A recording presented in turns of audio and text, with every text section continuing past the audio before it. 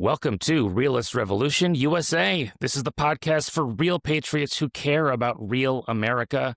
My name is Macklin. I'm one of your resident realists, and with me is my co-host, your other resident realist. It's Kim, everybody.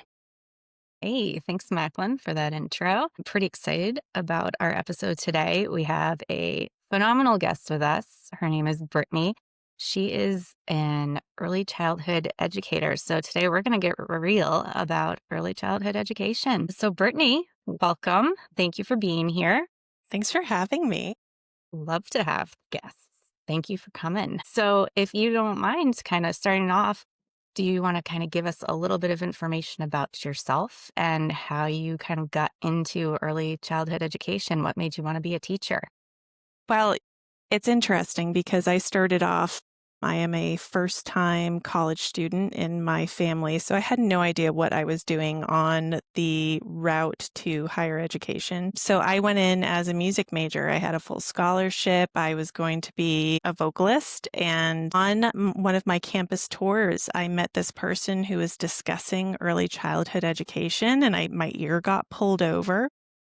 And I was listening, and I had just started babysitting these two really interesting kiddos who are now, of course, like 25. But at the time, they were two people that needed a lot of extra supports.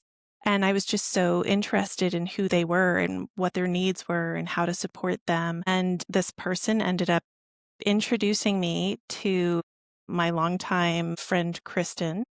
And she was a professor at the university.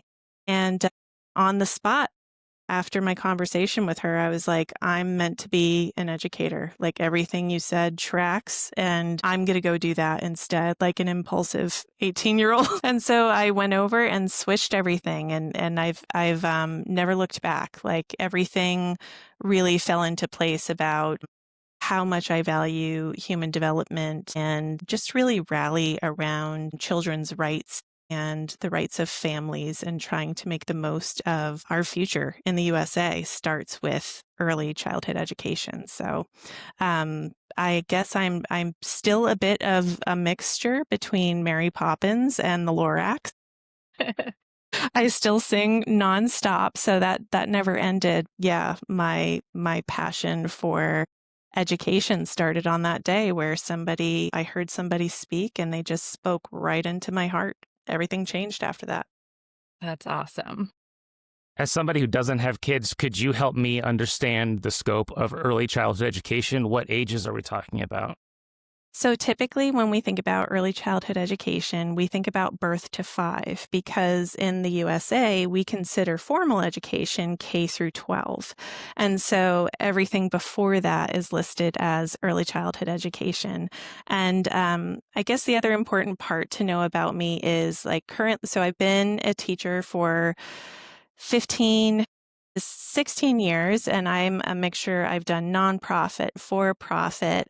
I've worked in university laboratory schools. I've worked in higher education as adjunct professor for over 10 years on and off. I've written many early childhood courses for online students, and I've been a special education teacher now for 7 years in the early childhood sector. So I have kind of like a bundle and a wealth of knowledge from different perspectives. So that's going to help. But when we think about who we're talking about, we think about birth through 5. But I would also add that early childhood education starts when families are aware and preparing for their child to come into the world, because we now know that trauma is in the body. So once our bodies start forming is when we need to be on board about helping people develop in the best possible way. What kind of makes early childhood education different from that general elementary education? It's such a good question. In the US, it has to do with a couple of things. It has to do with the fact that before children enter public school, there's this mixture between whose role is it to care for early childhood children. And there's some bias around that historically.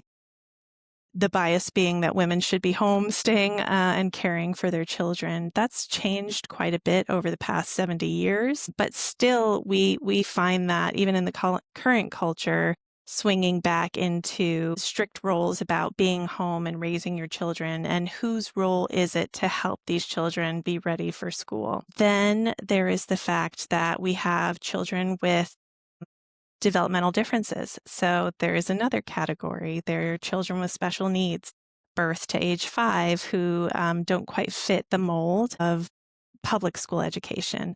And so from birth to 3, it falls under a care sector, so human services sector, and not education sector. And then when a child turns 3, it shifts into the education sector. And there's this like blurry line between 3 and 5 where they enter the public school system. And that's who I have, is when children have special needs or are identified as needing extra services in order to gain in areas they're lacking in. They are able to get a free and appropriate education in the public school system. How do students so young actually get identified as needing, that extra bit of help? Is it something that, normal doctor's visits, kind of identify? Is it just parents reaching out to doctors or the school? What does that process look like? The answer is yes, all of the above. So, in between that stay at home mom and that special education, also I'll include is the private and profit sectors of early childhood care. So, my daughter goes to a childcare space because I'm a full-time working mom. And so all of these people in between birth to 5 are responsible for knowing what is typical development and what does that look like. And then whoever is caring for these children, which is hopefully a village, right? We would love to say that it's a village. But if there is a mom at home, hopefully she has regular visits and is able to go to the doctor to have developmental milestone visits, and the doctor will ask questions and do some observation and their checkups to see, is everything on track? So that's one place. Another place might be that child care space, whether they're going to a home in daycare or maybe a private school or something like that. There's all sorts of an array of places that children can go. And then if they go to a childcare space, their teachers hopefully will have some developmental certifications and understand again what's typical development and what's not. And then over time, after hopefully developing a really good relationship with the parents or the family, whoever's responsible for raising that child, they will say, "Hey, we're noticing some differences. Are you noticing the same thing? We have some questions, can we get some more answers?" And that's when you pull in what's called early supports and services. And those are people in the state that you're in, and all 50 states have this, where they can get some evaluations done to see if the family and the child needs some support in different developmental areas. And then to finish, um, it's the community as well. So if they're in, sometimes it's at the grocery store. It's talking to your neighbor and saying like, "Whoa, I was noticing your child did this. They're 2.5 and they're not talking in a lot of sentences. Are you noticing?" Having a gentle conversation. But it could be anybody. But hopefully it's multiple people who are really looking out for the full family. Nice. It really does take a village. Mm-hmm. Are there stigmas? Are the stigmas that surround these kinds of atypical developmental uh, experiences, are the stigmas as bad as I feel like they have been throughout my whole life, or is the world becoming more understanding than I feel like it is? Oh, that's such a good question. I Because wish. and let me elaborate Yeah. for a quick second. Yeah. I think even within people who have typical development, as you put it, even within that subset, there's different experiences and different needs for those kids too. And there's such a stigma around kids who are held back a year or who have to do summer school or all these. Mhm. Everyone has a different educational path. And I'd like to see us as a society embracing these individual experiences. I think the question is so broad and nuanced, but I'll do my best to answer a little bit of what you're poking at, which is there's a ton of stigma. We live in an ableist society to the max. When I think about inclusive environments, there doesn't feel like there's ever enough time for children. We live in a society where you need to be better, quicker, faster, and the best. So there is stigma as a parent. Why is your kid acting that way? Is it because of you? Is it because of, you know, I don't know, your circumstances, your economic standing? Is there trauma at home? There's all of these factors that go into what creates a unique learner. But the scope of what is a typical learner, in my experience, since I've started this journey over 20 years ago, is narrow. Like, what does a typical learner look like? I can tell you what they want it to look like.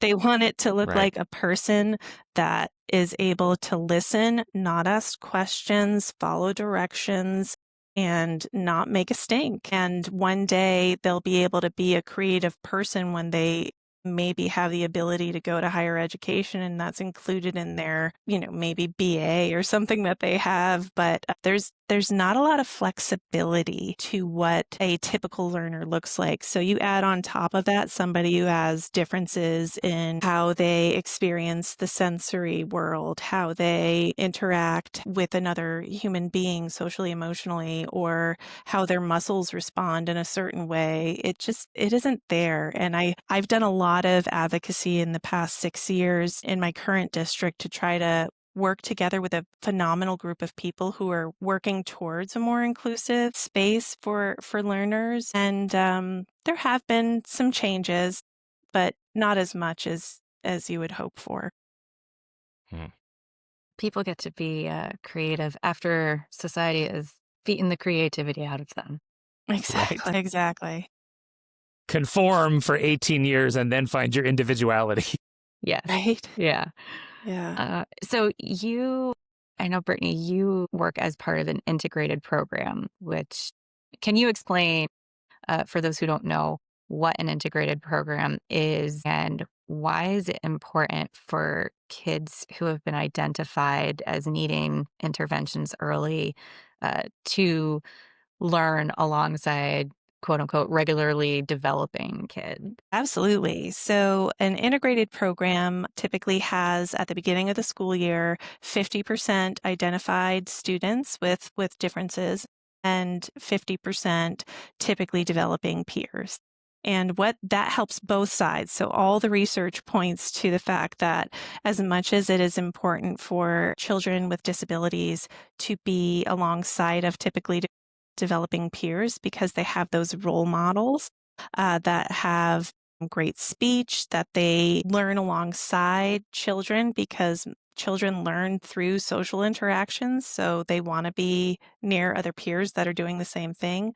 But it is the same for children that are typically developing to be with children that have differences and delays.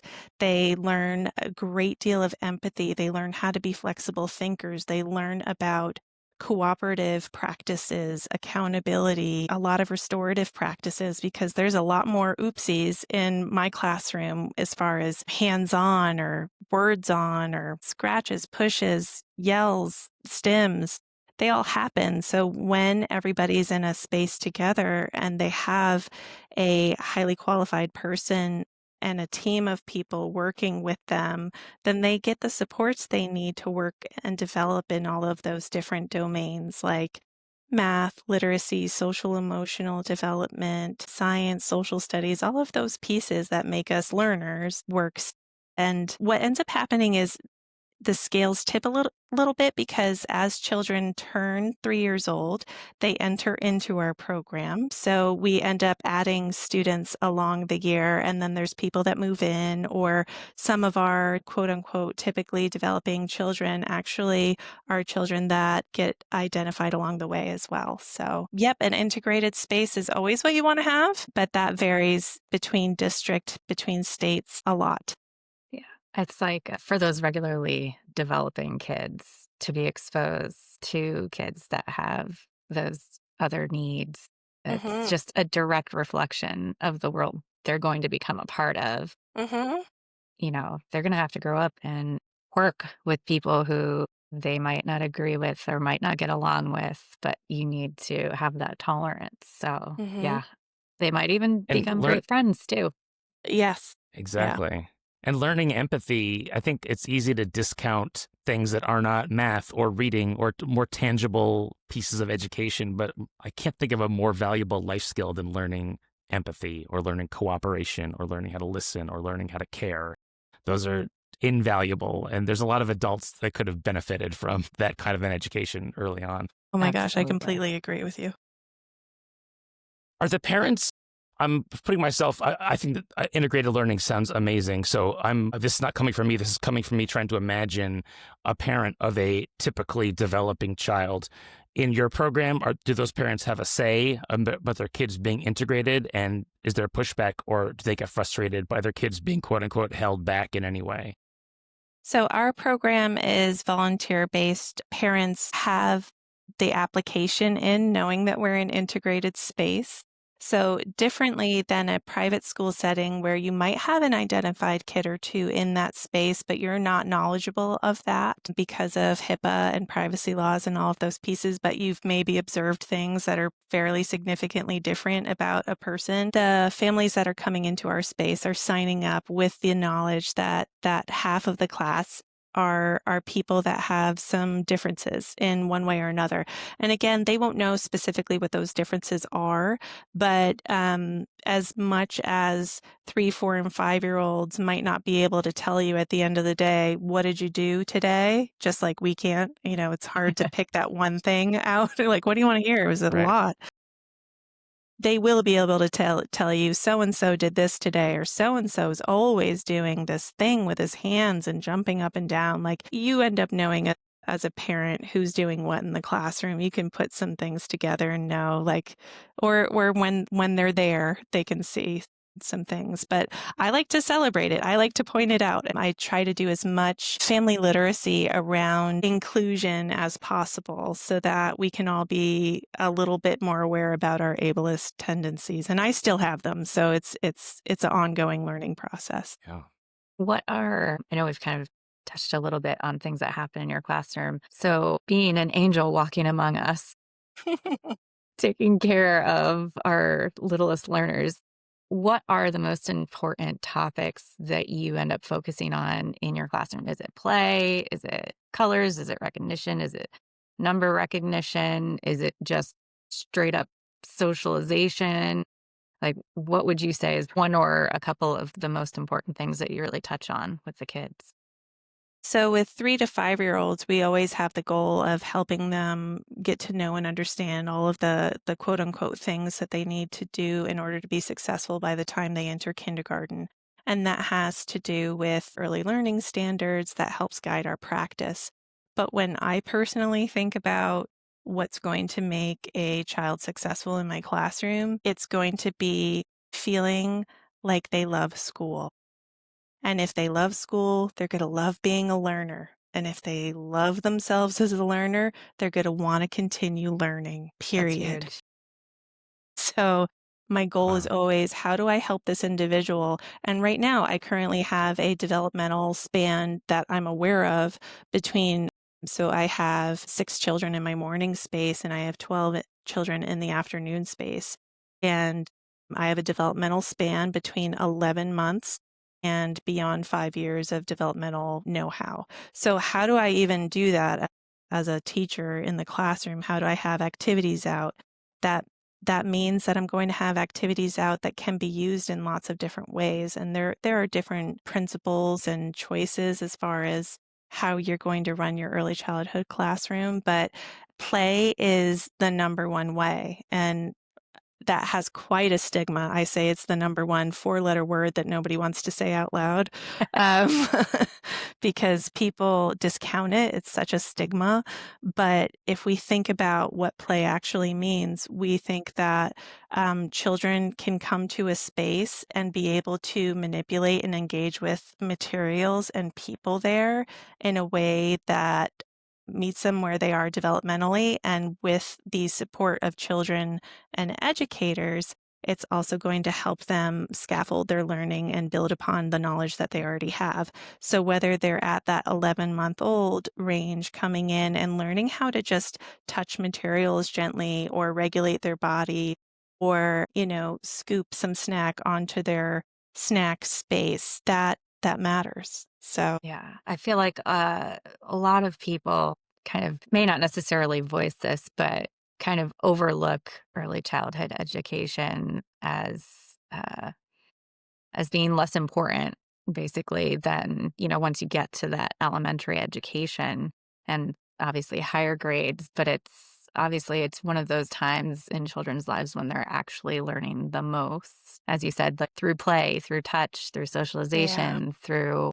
they are just like sponges, just sucking up everything they can get their hands on. And it helps set that base, like you said, for learning for the rest of their lives, hopefully loving learning, which is your Yeah. goal.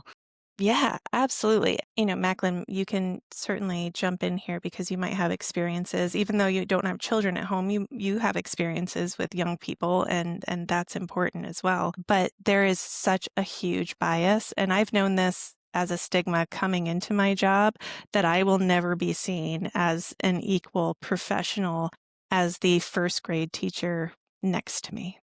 It doesn't matter that I'm a professor or have been. It doesn't matter that I've been on, national research studies that have impacted, K and up curriculums. It doesn't matter because I work with kids, and working with kids is basically being a mom. And being a mom isn't that big of a deal anyway. Everybody does it. With as much sarcasm as I can possibly drip out of my voice. That came through. That Okay, sarcasm good. came through loud and clear. Great.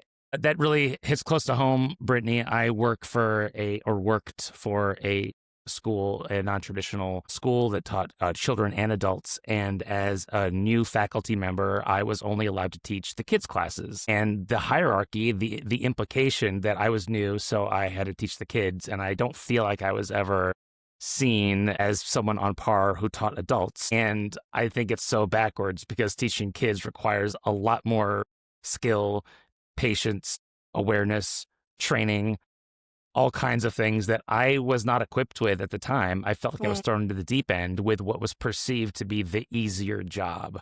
So everything you just said really rings true. Yeah. And I want to say also there is a pay gap too, right? Between early childhood educators and their K through 8 counterparts, K through 12 counterparts. It's huge.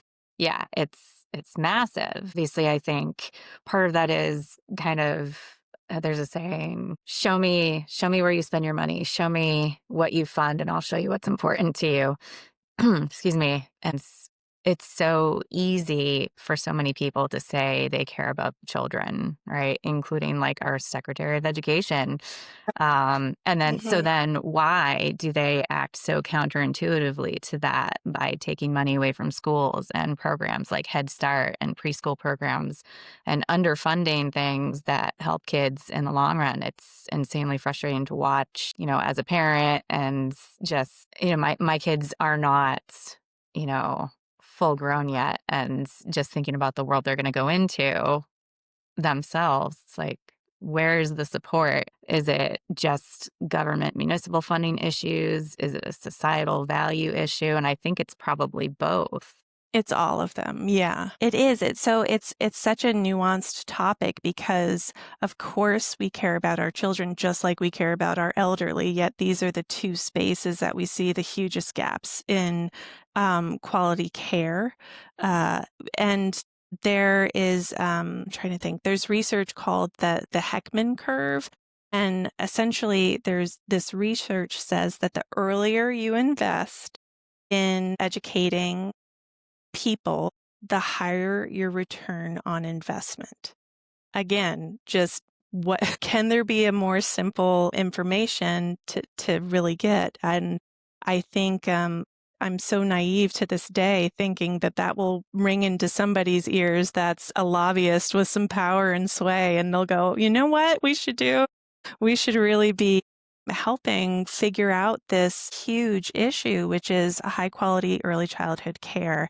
And it's changed phenomenally since COVID, because I think COVID helped people realize, oh my God, my kids are at home and this isn't easy. Yeah. So teachers are actually doing this thing that is really tricky, but then you have economic priorities, and where did is the funding going to go? Is it going to go into K to 12 where there's some, you know, there's some policies set in place where we know there's maybe some data outcomes?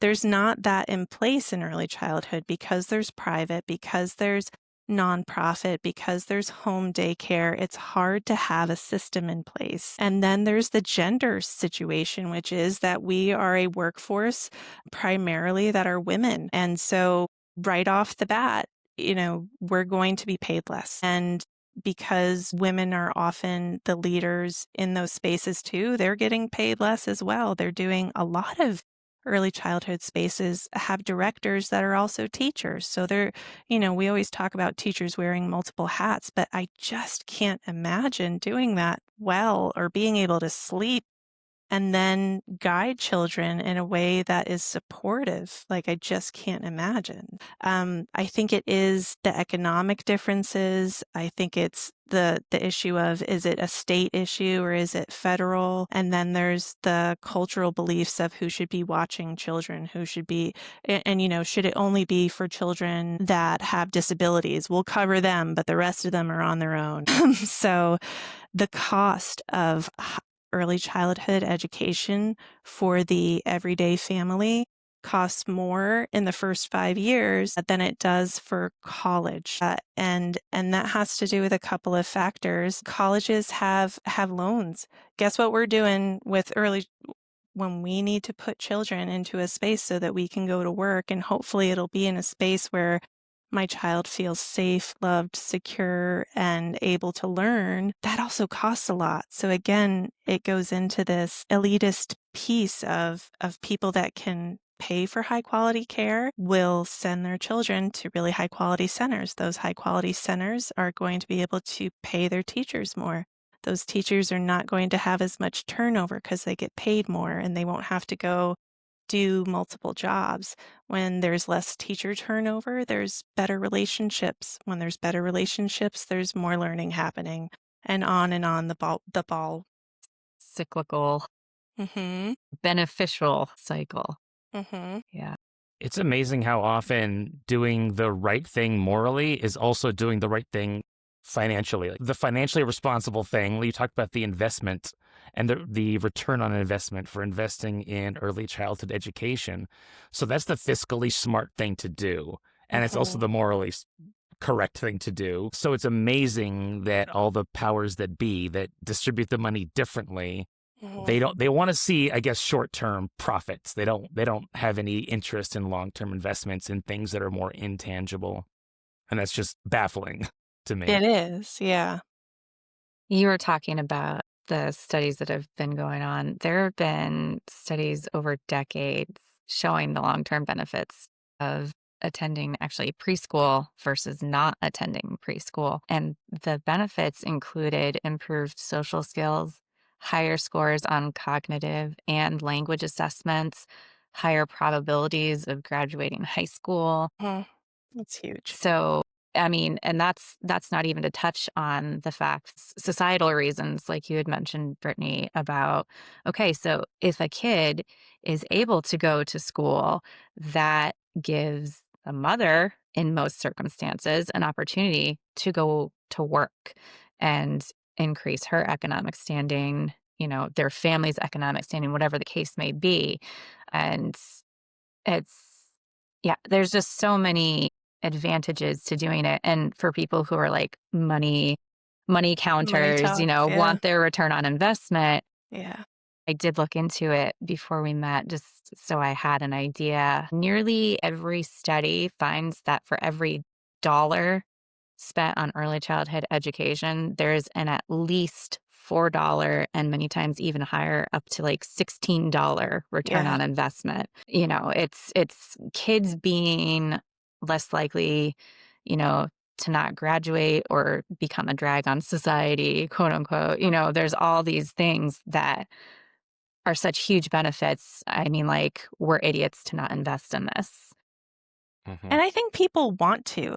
I do truly believe Yeah. that when, it's the divisiveness that is our situation right now. It's do you think this or that? And it's like, no, it's a and. I think this and that. I just want to figure out how to fill in the gap so that we can do both a little bit. And I think that's what you guys are trying to bring about too, is this and piece of we all want better for our society. And so how can we do that? And I'm not saying that there's one way. I think there's multiple right ways. And that does include different philosophies, different kinds of schools for different kinds of families. Like, not everybody's going to fit into my space. Like, I have 7 different languages spoken in my full day of classes. I don't speak 7 different languages.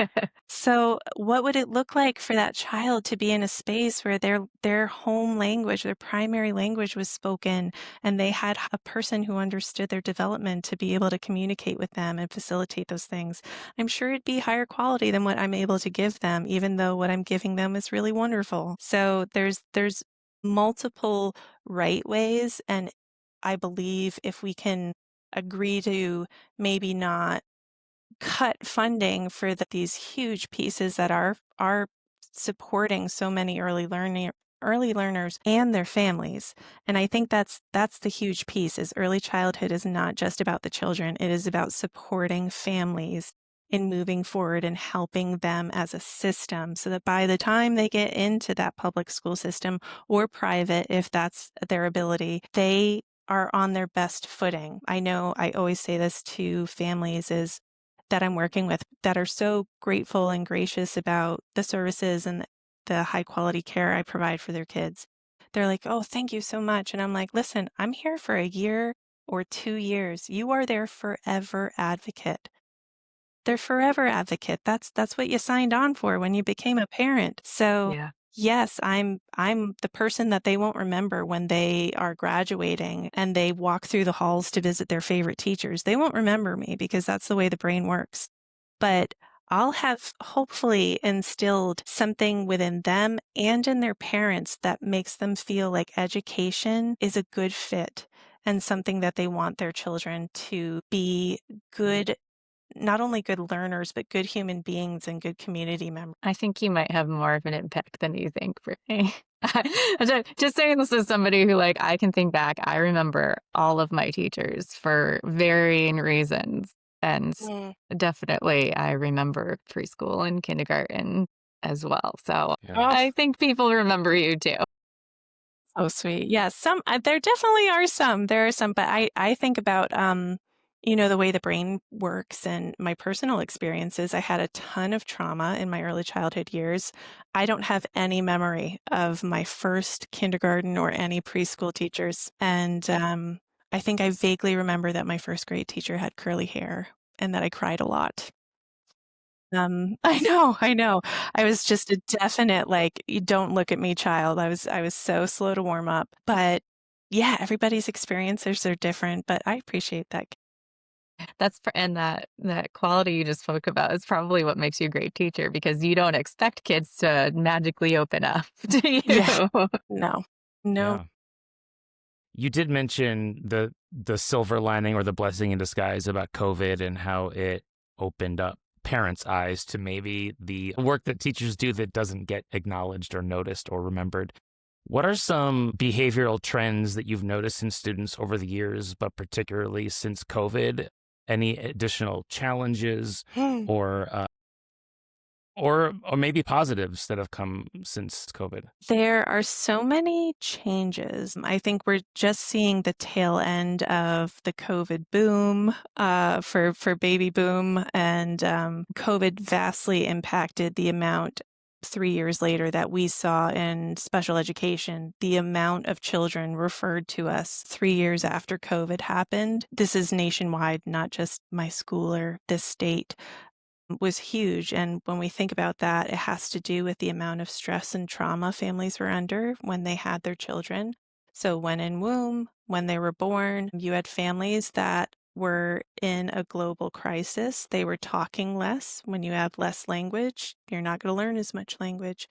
When you have less face-to-face interactions and you have more screen time interactions, you're not learning the nuances of facial expressions and what we call a volley and response. So children weren't able to make as good of interactions with their number one caregivers because their caregivers were not able to give them as much, which is just a lot to swallow. For whatever reason, we've seen huge spikes in autism. I will say I don't think it's from rapid release Tylenol. But I will say that because the number of referrals went up, the awareness about needs for family, for trauma, for the wraparound care that needs to exist is much more of a forefront in our media and Facebook and community events and knowledge than it was beforehand. Beforehand, it was that thing you might talk to your friend about, and now it's you can't unsee it. If you want to hear more reflections and thoughts about early childhood, go check out Brittany Corshane on Substack at the Educator Summit. Please come back to join us for part 2 of our continued conversation with Brittany.